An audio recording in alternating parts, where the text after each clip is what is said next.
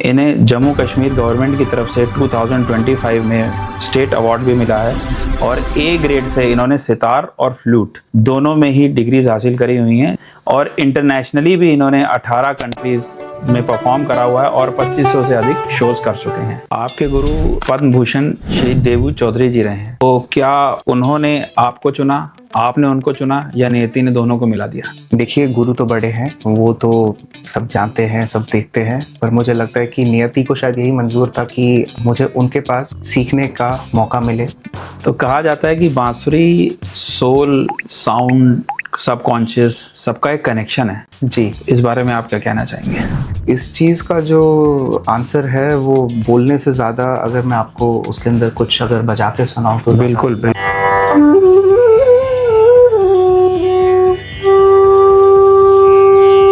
ऐसा एक्सपीरियंस बताइए जब आप परफॉर्म कर रहे हैं तो आपको परफॉर्म करते हुए बीच में लगा हो कि you are into a divine stage.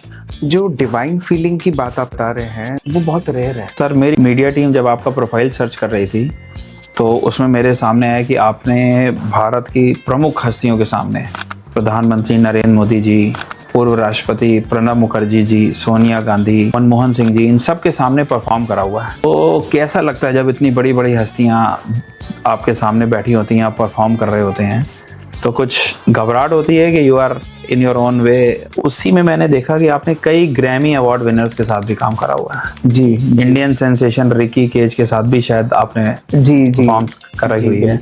तो जब इंटरनेशनल स्टार्स के साथ कॉम्बो बनता है तो वो क्या कुछ डिफरेंट होता है? क्योंकि शायद हम लोग सारे गामापा बोलते हैं, वो क्या बोलते हैं, उसमें कुछ प्रॉब्लम आती है और music has one language, one religion, सब सिंक हो जाता है। उस इंटरनेशनल एक्सपोजर का एक्सपीरियंस दीजिए। बिल्कुल। First of all I think it's a great learning, क्योंकि आप उनके कॉन्सेप्ट सीखते हैं, उनकी चीज़ें सीखते हैं और आप अपना इट्स अ शेयरिंग थिंग, है ना? जी बताइए कि सोलो, फ्यूजन, जुगलबंदी आपको सबसे ज़्यादा क्या पसंद है? ये काफी कठिन सवाल है। तो जब हनुमान महोत्सव था तो फिर हनुमान चालीसा भी जरूर बांसुरी पे आपने बजाई होगी। बिल्कुल बिल्कुल। तो एक बार मैं चाहता हूँ कि दर्शकों के लिए और स्पेशली मेरे लिए एक बार हनुमान चालीसा जी बांसुरी पे आप बजा के। जी बिल्कुल।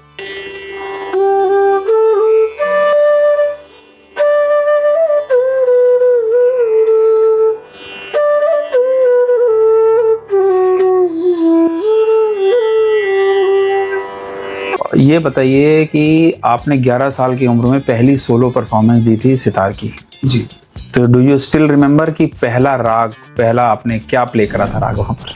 जी बिल्कुल याद है मुझे, क्योंकि it was one of the most memorable one. राग हेमंत है, बहुत ही सुंदर राग है। उस समय मेरा उस राग से काफी ज्यादा लगाव था, बस वही एक राग बजाता था। तो कभी ऐसा मन नहीं करा कि सितार छोड़ के गिटार पकड़ लिया जाए? मैंने मन किया, हालांकि इससे पहले मन किया था। ओके। तो कोई एक बॉलीवुड का बढ़िया सा गाना सितार पे बजा के दिखाइए जिससे कि हमारे दर्शकों को आनंद आ जाए। बिल्कुल।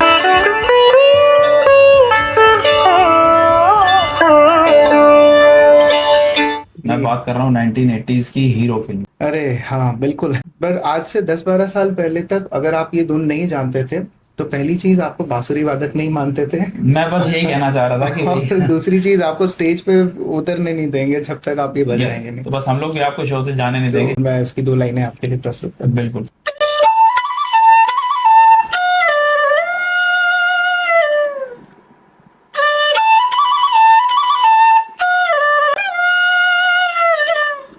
बहुत बढ़िया, बहुत बढ़िया, बेहतरीन।